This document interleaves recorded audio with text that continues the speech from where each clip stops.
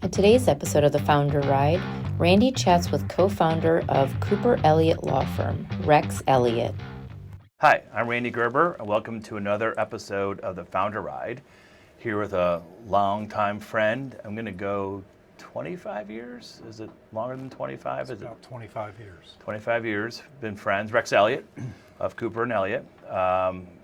Great friend, great lawyer. And so, we've been working on this podcast for a long time and inviting people to do it. Rex actually he invited himself to come here today and call me and say, hey, how do I get on? So we're accommodating him. So that's true too.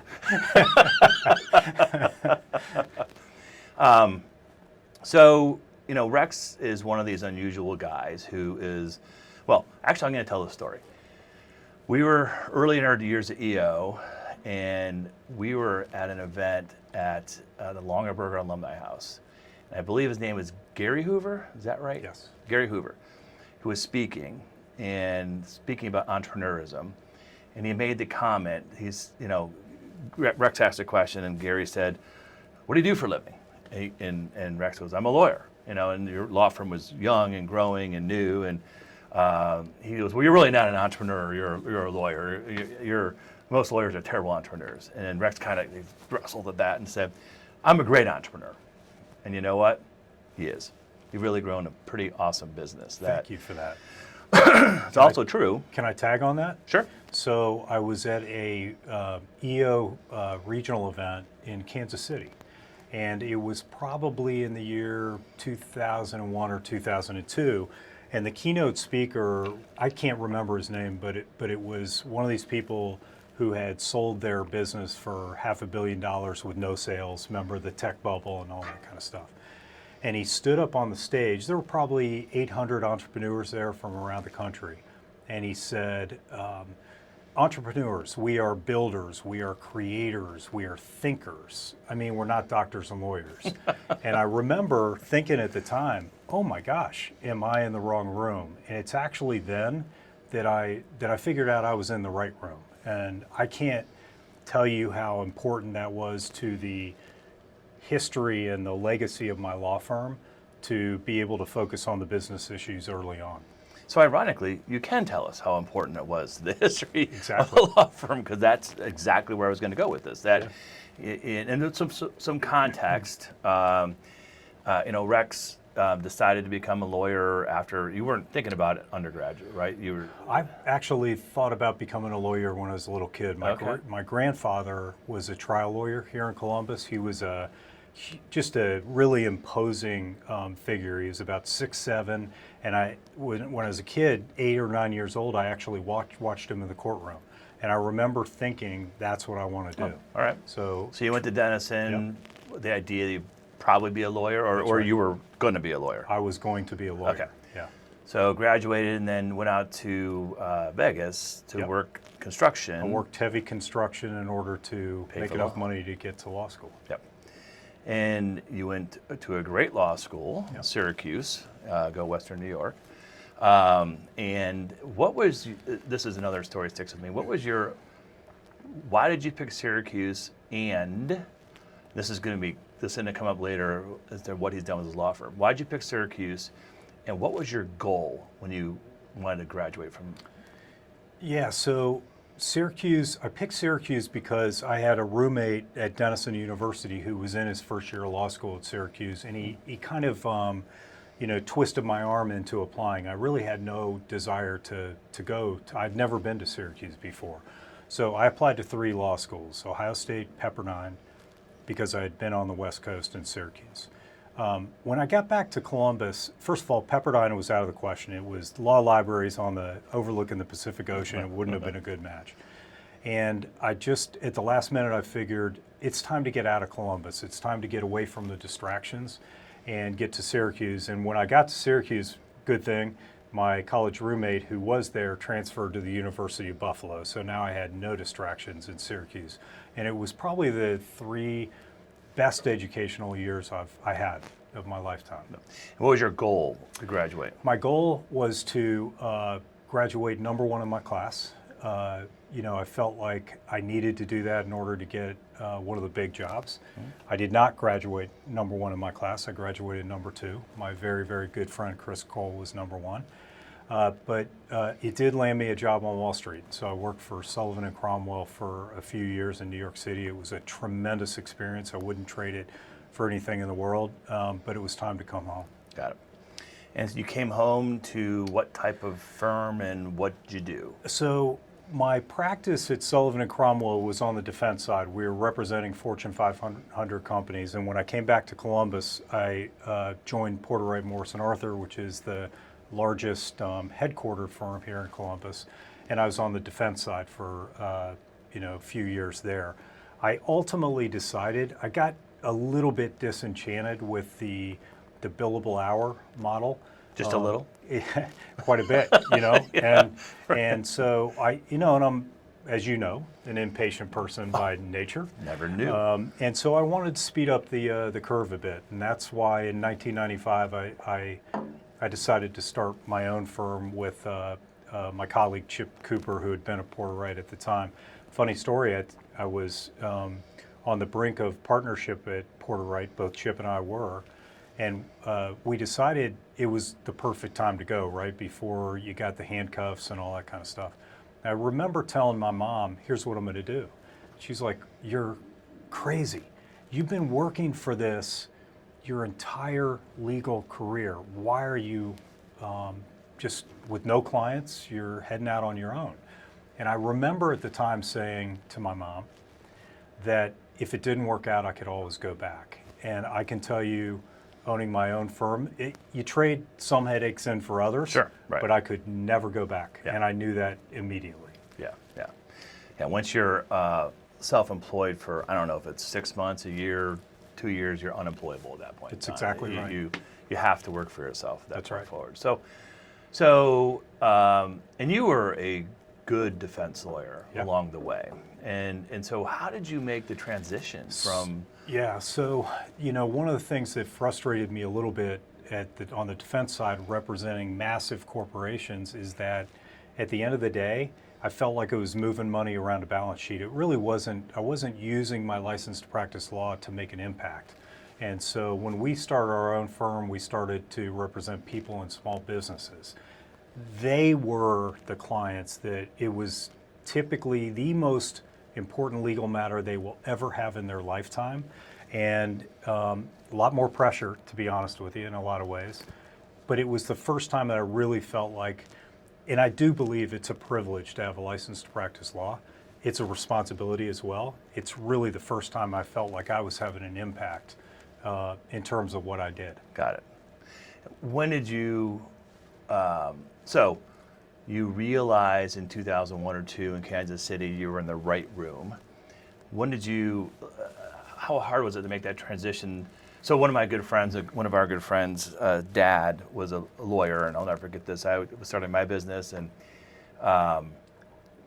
so not being from Columbus, had to cold call one way through it, and I called my friend's dad, and it was a lawyer, had his own practice, and so he became a client, and it was a big break for me. And then as time went on, I got to know him really well, and his son was working in the practice, and he said, one of the things I'm most proud of my son for is that he's treating this like a practice, not like a business. And I was ready to spit on in my seat, but I knew my audience, and it was old school, and it's funny that same son, who's still one of my good friends, still runs a practice. Interesting. Does not run a business, and in my view, and so you started your firm as a practice because you didn't know any better at the time. That's right. Yeah. Yep. And what were the red flags for you that this doesn't make sense to me? Well, the first red flag was about 4 months into it when my line of credit was tapped out and I didn't have enough money to make payroll. Yeah. And I thought maybe I need to start figuring out the business side of things, and I did. And that led to, really kind of, it helped us define what we do, right? We developed our own mission statement. We had our core values, and we figured out early on that revenue was important because without revenue, we couldn't have a business. But what was it really that we were out for? And we learned very early on that what we were trying to do in our practice through our cases is change the world, to make the world a safer place. That may sound corny to a lot of people, but it's 100% true. And the reality is that, I'll give you an example. We settled a case a few weeks ago. It was a case of a metro bus down in Cincinnati who ran over a 87-year-old woman in the crosswalk.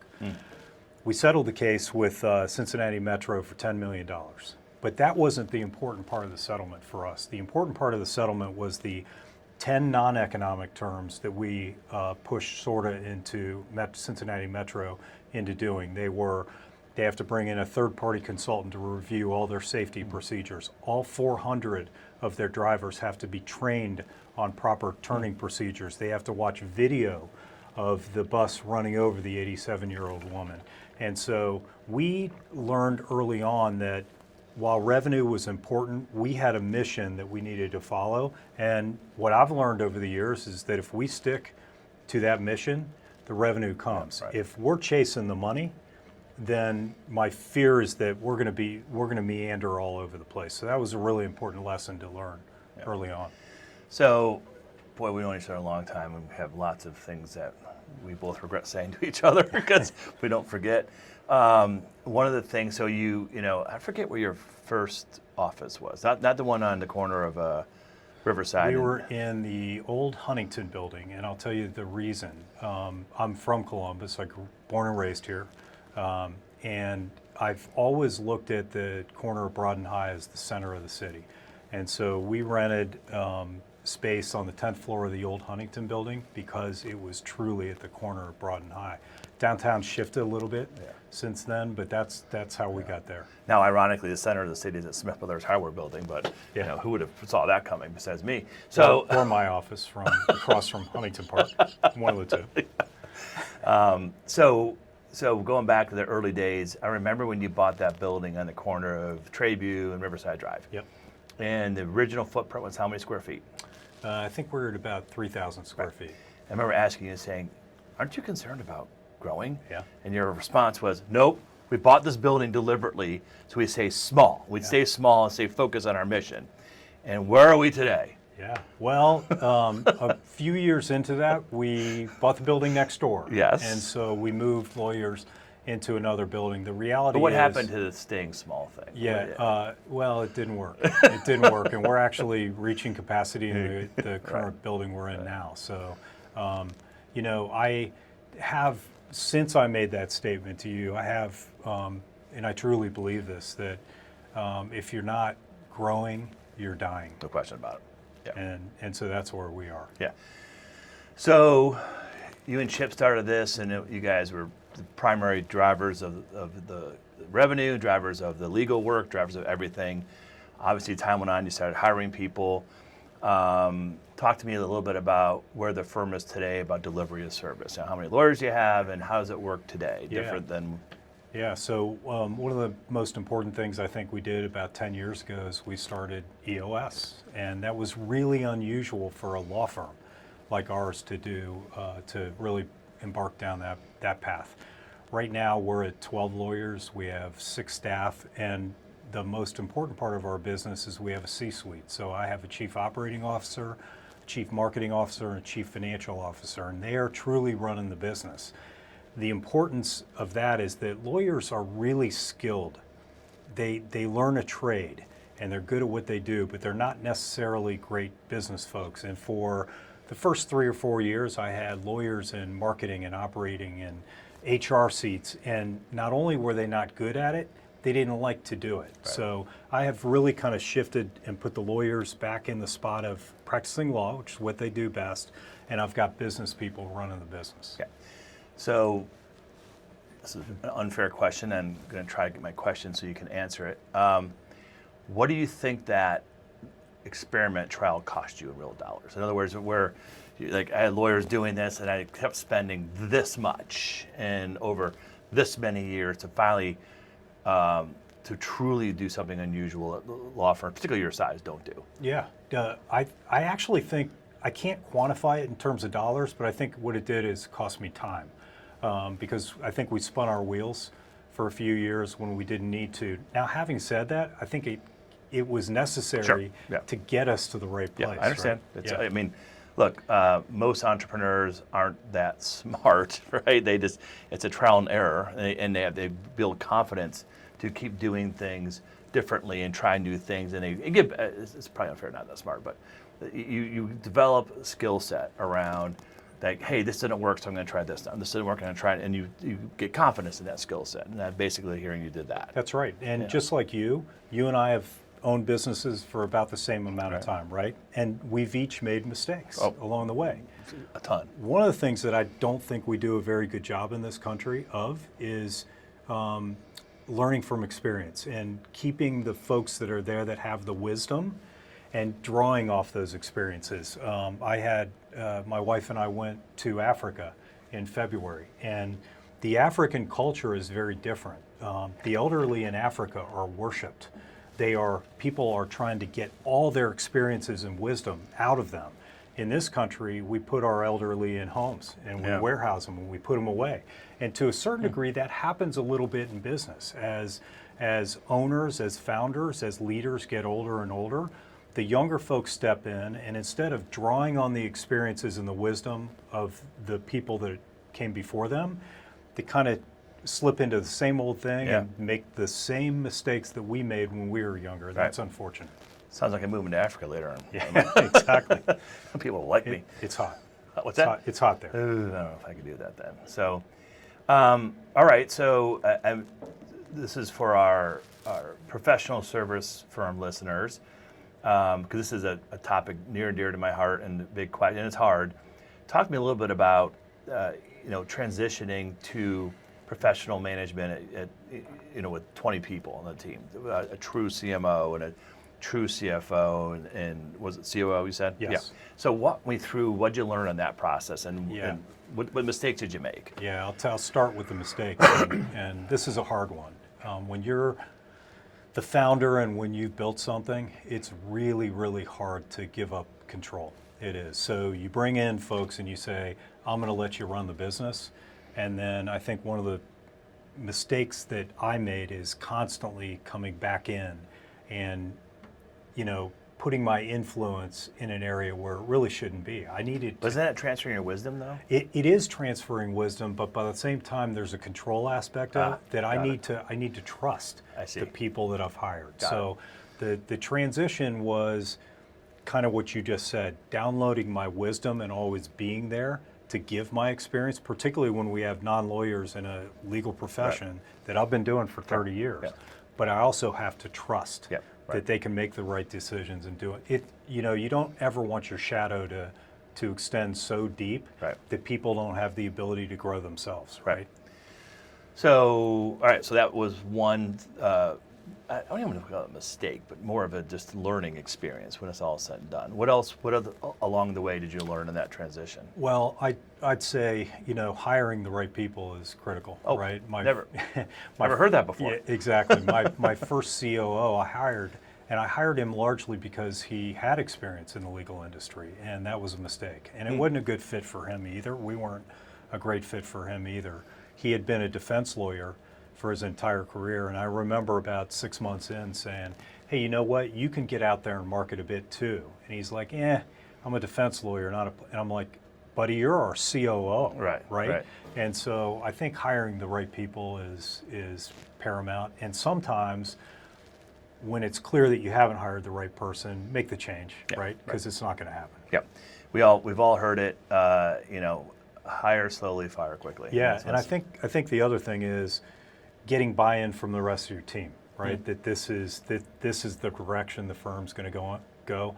I didn't have a really tough time doing that because I didn't know it at the time, but the lawyers really didn't want to be involved in the business issues. They wanted to go back to practicing law, but getting buy-in that somebody else was going to run the business, very important. Got it.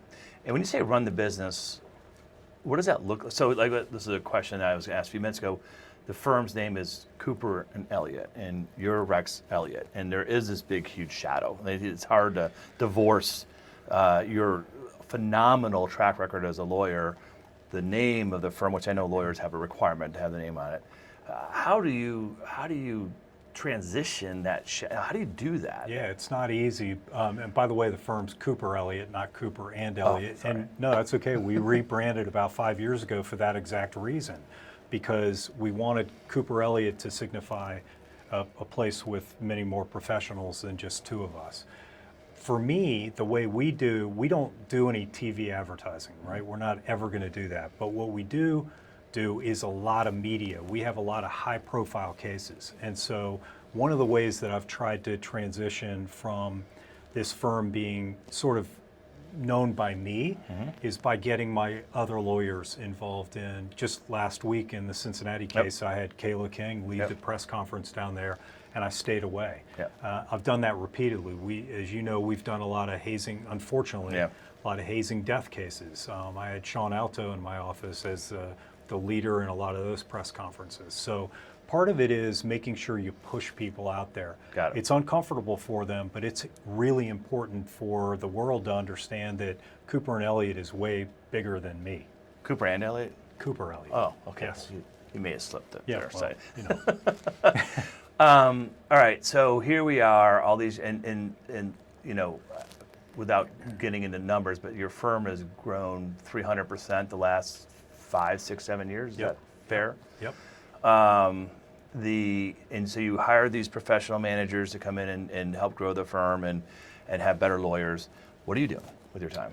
Yeah, well, I still work on cases. And one of the things that I decided to do about 6 years ago was to begin hiring the best and the brightest. So the lawyers that we attract come from Jones Day and the federal courthouse and so on and so forth. So I still work on a lot of cases. 2 weeks ago, I had a $27 million jury verdict in Franklin County. Congratulations. Which is the highest wrongful death verdict in Franklin County history. So I still do a lot of that, but I had tremendous support on that case from Abby Chin, one of my younger lawyers. So I'm working in the business to a certain degree. I am mentoring young lawyers. I'm doing a lot of thought leadership, but I'm also trying cases because that's really what I like to do. So you said working in the business. I think you meant to say working on the business. Correct. Yeah. Because what my perception is, you're working actually in your business as a lawyer. That's right. More than you have in recent years. Yeah, I think, well, like I said, I'm still trying cases, but I'm involved in marketing, I'm involved in operations. I mean, recently I think we were the first law firm in Columbus that put big building banners up in the city, and now many of the other law firms have tagged along. So I'm involved in all those decisions, which I really enjoy as well. So I'm working with the C-suite, making sure that they're comfortable with the decisions they're making, et cetera. But I'm still trying cases. I still love to protect people. Our tagline is protecting people, powering good. And so I enjoy the process of protecting somebody that needs it the most, but also doing what I can in the context of that case to make the world a safer place. I say it all the time. When somebody comes into our office and they've experienced the worst thing that they could ever experience in their lifetime, they say two things every single time. They say, number one, somebody needs to be held accountable for this. And the second thing they say is, we don't want somebody else to have to go through what we just went through. They never say, how much is this worth? They say, let's do something to make the world a safer place. So that's what I enjoy doing. I want to talk about your legal career for a second. What case are you most proud of and why? I think the case I'm most proud of, the cases that I'm most proud of are probably the hazing cases, because in the case of Stone Fultz and Colin Wyatt, one at Bowling Green and one at Ohio University, they're the most senseless deaths that you can ever experience. And so in the case of Stone Fultz, he was forced to drink a liter of Evan Williams bourbon in 90 minutes. In 18 minutes. 90 minutes after that occurred, he's in the hospital with less than 9% of his brain activity, and he was on life support, and then that was removed 3 days later. It's just terrible. Sherry and Corey Fultz come into our office, and they say those two things. And we immediately put them in front of the national media, and the outcome of that case was a case against the National Fraternity Pike against Bowling Green. We settled with Bowling Green. It's the highest settlement against a public university in the state's history. That was very important. We got some great concessions from Pike and Bowling Green along the way that I think have saved lives. But even more importantly, we went down the path of getting Collins Law passed. Collins Law is the anti-hazing law in the state of Ohio. It's named after our other client, Colin Wyan at Ohio University. It elevates penalties for hazing. It puts the responsibility on colleges and universities to educate. There's mandatory reporting now in colleges and universities. And the reality is, I've said it so many times, if we are going to put the job of ending hazing in 18 to 22-year-old boys' hands, it's never going to happen. Yeah, it's got to be the adults in the room. And so that's what I'm most proud of there. I know that we've saved lives and we've changed the system a bit. It's still happening, no question about it, but we've made a difference there. So I'll tell a quick story. Our mutual friend Troy Allen, who's been on this podcast, I asked him to be on it, and just saying. And so his son, so Troy asked me to talk to his son about going to school, and he's going to be a freshman next year, and we're having lunch at Club 185 on Thursdays, where you'll find me for beef on weck and chicken wings, because they specialize in that on Thursdays. And so I said, so you're going to pledge a fraternity? He said, yeah, I'm going to pledge a fraternity. And I said, look, I got to tell you something. That you go in through pledgeship and there's hard liquor, they'll make you drink it, you're out. Don't hesitate, don't think twice, you're out of there. They force you to drink beer, do drugs, you're gone. Beer here and there, whatever, but this, you can't do it. And I said, what you can expect, however, is there'll be some lots of physical activity in terms of, they'll make you run and work out, and there'll be sleep deprivation, there'll be mind games, and some humiliation. And he said, oh, so my dad's been pledging with you for 15 years. That's pretty good. And I'm like, yeah. And in fact, he's in the middle of his pledgeship, so he's got 15 more years to go. Right. Well, the reality is the Greek system has a place in this country. It really does. It does. There are a lot of great, I was in a fraternity at Denison. There's a lot of great things you learn from fraternity life. However, we can't lose any more kids. Agreed. I've seen what it happens, and the reality is if the national fraternities and the universities can't get more of a control on this, then we shouldn't lose any more kids, and that's going to mean dramatic reform of the system, unfortunately. No, I agree. My son just went through pledgeship at Ohio State, and it was the experience he should have had. And I'm proud of the fraternity and that whole group of kids. They're good kids. So, and you've argued in front of the Supreme Court. Yes. So talk to me about that experience. Yeah. So it's first of all it's a extraordinarily intimidating experience because you're looking up at 7, 8, 9 Supreme Court justices on a bench. You're getting oral argument in the appellate context is tough because you get 15 minutes and you have no idea the questions that are going to come at you. And so you go in prepared with an idea of what you're going to say, and it very quickly can take a left-hand turn. And so, but it was an extraordinary experience. No different than arguing in one of the Federal Circuit Court of Appeals as well. It's kind of lawyers that are in the trial practice or appellate practice. That's really the crowning achievement, is to argue in the Supreme Court. Got it. Well, good. Congratulations. Thank you. And hopefully we have many more years left of your legal experience, which brings me to another vein of questions. So you're married to a great woman, very loud, gregarious laugh, tons of fun, really fun. I mean, more fun than you, right? Yeah, no question. Yeah. No question about it. And ironically, or maybe not ironically, but she owns her own business too. Yes, she does. And what does she do? She owns, we actually both own. Oh, I was waiting for that. I'm an educator. No. We own 3 child care centers, Goddard schools. She runs them. One's in Grove City, 2 are in Worthington. She has over 100 employees. The business is about 500 kids a year. She puts through the system 6 months to 10 years. And she's an extraordinary businesswoman. She's actually the smartest person I know, even smarter than you. I'm going to encourage her to have her own podcast, and I might invite myself on that one too. In all seriousness, she's my best friend, smartest person I know, and she really has done. Talk about doing something great for the world. The number of kids that she puts through early childhood education that go into gifted programs that go on to have great educational. She's made a massive difference to awesome. a lot of kids and That's a lot awesome. of families.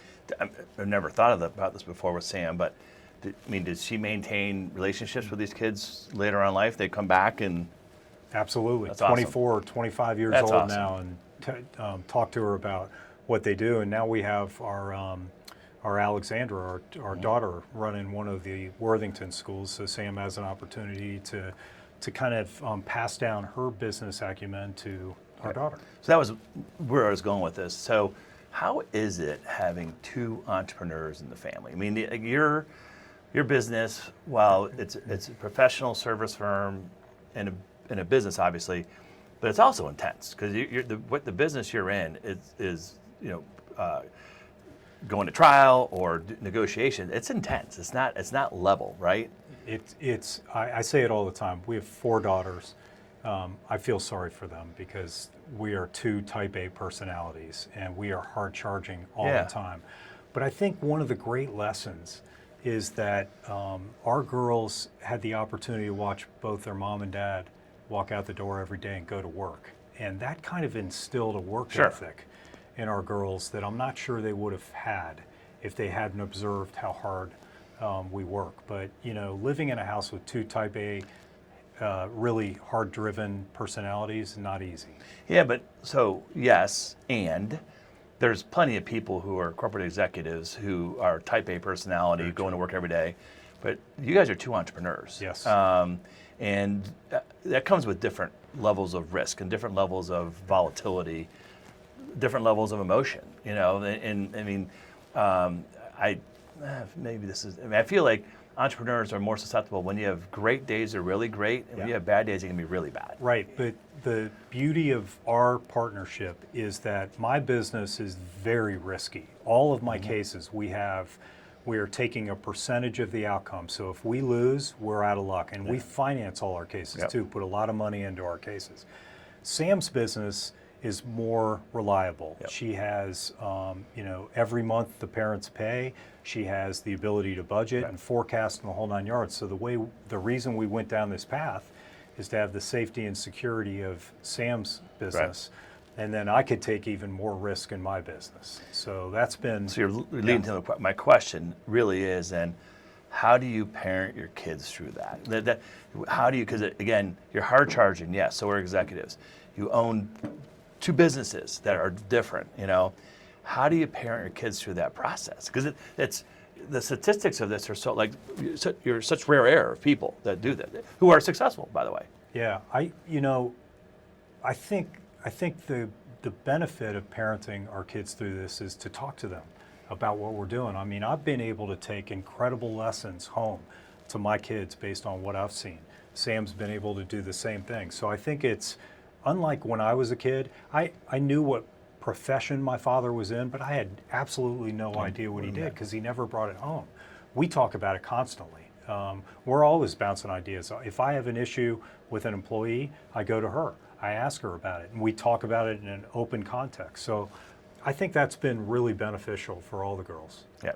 Is Sam involved with the law firm much at all? No, but she's definitely my sounding board. Sure, I understand that. She's kind of my mini forum to be able to bounce things off of her, but no, she's not involved. Got it. And I'm not involved in her businesses Got either. it, got it. And so you already kind of peeled back in a little bit. So Alex is in the business already. What's this look like long term for the Elliott girls? Yeah, it's a really good question. So Alex runs our Worthington school. The big question is going to be how long we own the schools. We could sell them. There's an exit strategy here. But they're such good businesses, we just don't want to do that yet. Reese is working for a local company called Orange Barrel Media. She's having a great experience there. Whether she wants to drift into early childhood education, I don't know. Gabby's going to be my first Buckeye. In August, she starts her master's in nursing program at Ohio State, so she probably will not ever be in the early childhood education business. I think we probably run those businesses for another 5 or 10 years. We probably sell 1, 2, or 3 of them to Alex and figure something out with the other girls. But that's kind of remains to be seen. Yeah, and nobody wants to be a lawyer apparently. Nobody wants to be a lawyer. Yeah. Being a lawyer skips a generation. My grandfather was a lawyer. My dad was not a lawyer. I'm a lawyer. I have no kids that are lawyers. So I think in some respect, I do think the girls have loved watching our business, our entrepreneurship, Sure. more than anything else. But I also think that the stress and the what you have to go through, particularly as a trial lawyer, I think that's observed. They Sure. see that. Yeah, right, you know? right. So you and I are in the same boat that, like, on paper we're empty nesters, but we're really not, because people come home. I mean, you know, George, my youngest, came home last night at fucking 12:30. You know, lights on, couldn't get the alarm right. You know, food, the whole thing. So, you know, we're not empty nesters, and I think you're in a similar boat. Exactly. Unless you don't have a George. That's right. So- Yeah, that's right. I have a Reese though. You have a race, that's fair. So, like, what does the next evolution for you and Sam look like? Because again, you're just going back to this hard-charging, intense all the time, or at least most of the time. And I know you spent time in Park City, and you just came back from. Thank you. He came back last night to be here today, and I appreciate that. But that's just a lot of pace. You know, what's the next pace look like for you guys? Yeah, you know, that's the big secret of life, right? Which is what's next for us. I have really become very deep in my faith, and I'll tell you a little story about this last trial that I had, where we had this $27 million verdict. When I was a young lawyer and I got big verdicts, I always thought it was because of me. Okay, I'd get a great verdict and I'd think I'm the greatest trial lawyer on the face of this earth. Smartest guy in the room. Yes, exactly. It's actually not true. We are an instrument of something that's playing out in a courtroom. It's the outcome is in the hands of somebody else, right? And so in this last trial, I was much more free and liberated. Even the entire day of deliberations, I felt no anxiety at all because I knew it was outside of my control.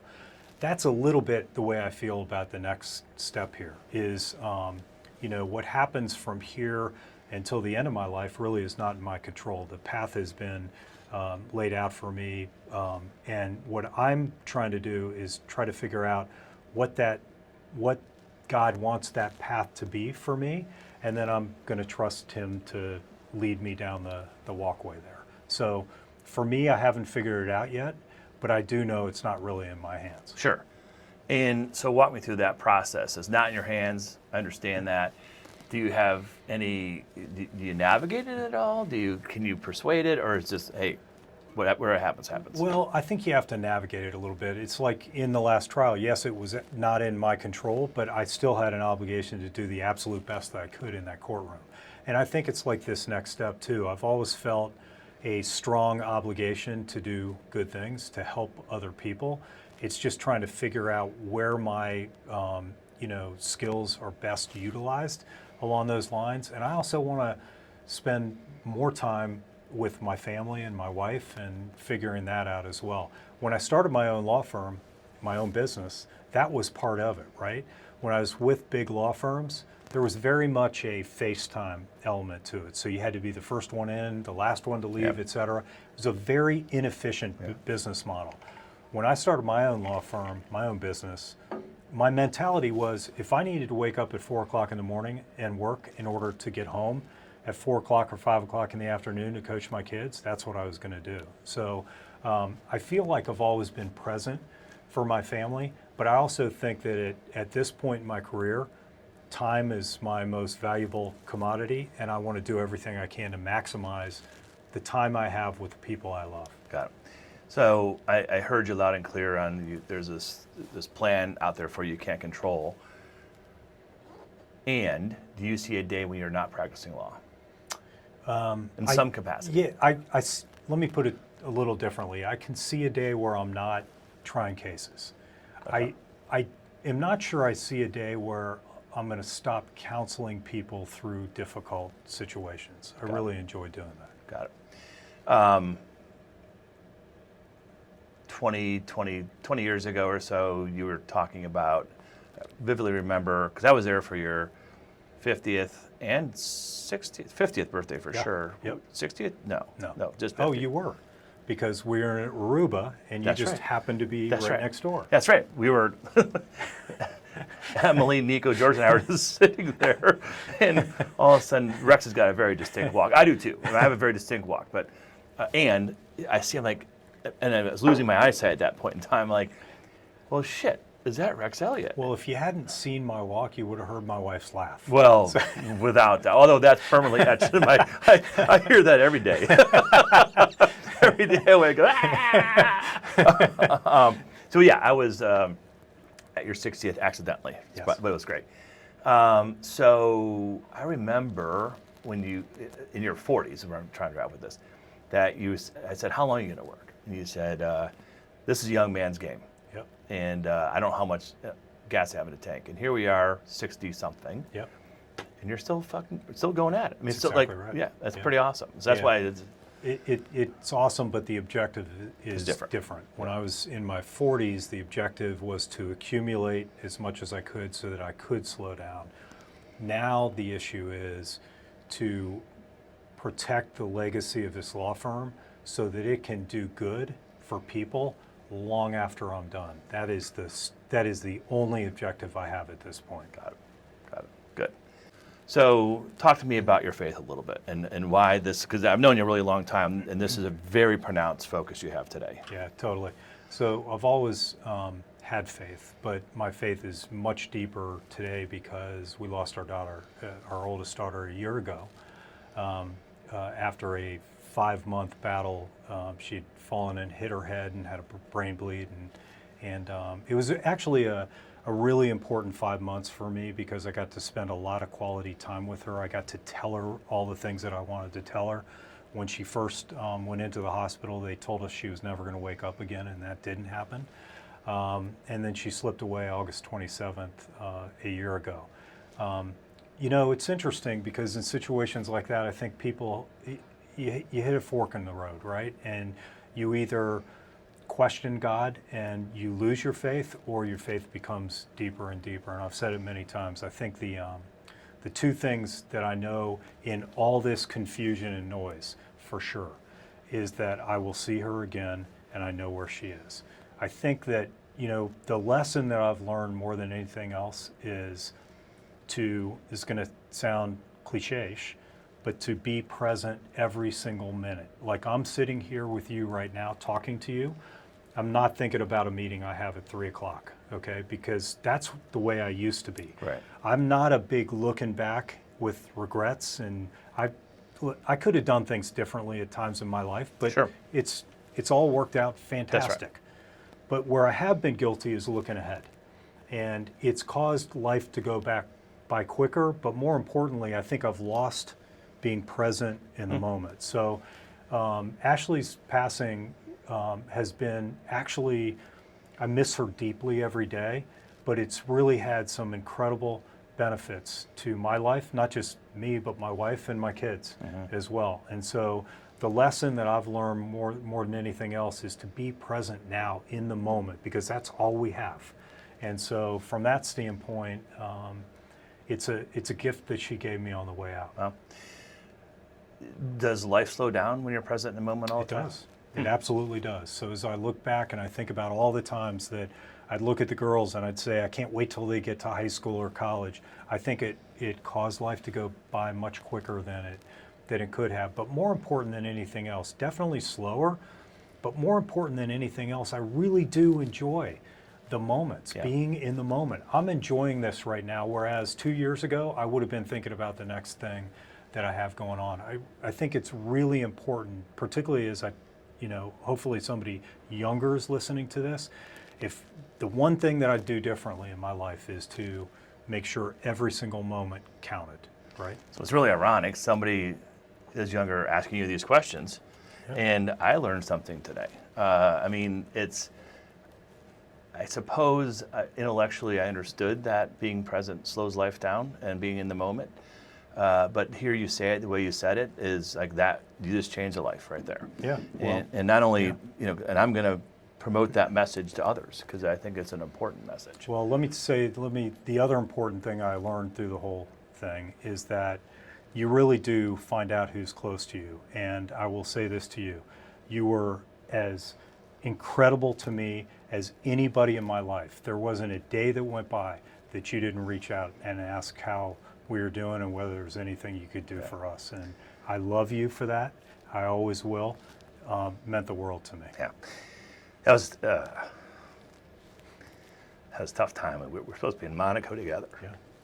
And when this horrible experience, I just couldn't put myself in your shoes. And I don't know that I ever can, right?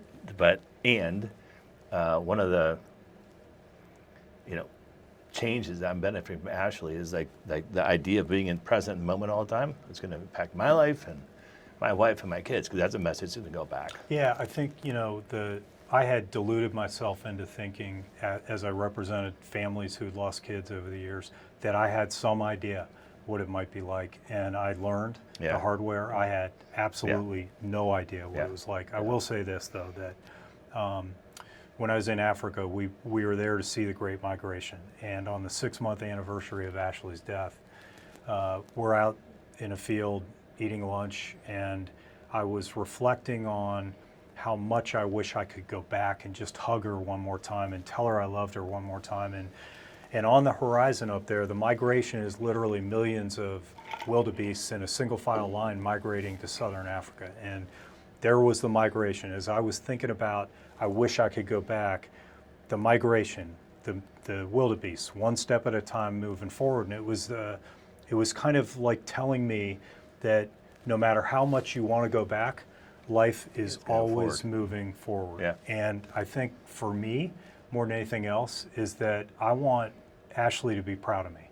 And I don't want, I think, one of these days when I get to see her again, I think she'd be very, very disappointed in me if I didn't make something out of what happened here. Yeah. I mean, so on that note, is there, how do you promote that message too? Because I think that message it is so critical. So I think for me, it's about talking about it. Like, this about me. I've never been afraid to talk about what happened here. And part of the reason I am talking about it is because I want it to help other people. I kind of want to serve as a model of sort of what somebody can do in a situation like this. But I also want to make sure that everybody understands that you have today, and you may not have the same situation the next day or the month from now or a year from now. So please take advantage of every moment you have with the people that you love and stop wasting time. Yeah, yeah. Great message. And that's one of the benefits of being an entrepreneur is you get to choose who you work with and get to choose, everything around that, and under God's will, of course. But it's to be around people that you love the most. Well, let me say one more thing too. In this last trial I had, our big verdict, Ashley never got to see me in the courtroom. All my other girls have, and I can't really explain that, but I had a picture of her that I put in my jacket every day, and she was with me in that courtroom. Yeah. I truly felt her. It was, the case involved the beating death of a guy down on High Street in the Short North, and it got a lot of publicity. And it happened on September 5th, 2022. Ashley's birthday is September 5th. Greg Coleman was beaten and taken to Ohio State University, spent 13 days on the 10th floor of the NICU, which is where Ashley was for 52 days. He was operated on by the exact same neurosurgeon that Ashley was operated on. And his daughter, 9-year-old daughter's name is Dakota, which was our first dog with Ashley, Dakota. Wow. So there were so many similarities. And I'm a big believer that everything happens for a reason. And my little girl was with me throughout that trial. Unbelievable. Well, today was a big day for me. So thank you, Rex. And my feelings about you as a friend feel exactly the same. Love you, bud. I love you too. Thank you for being here. Thank you for listening. I appreciate it. And stay tuned for another episode of The Founder Ride. We're building something special in Columbus for entrepreneurs. To learn more, please visit www.founderfarm.com.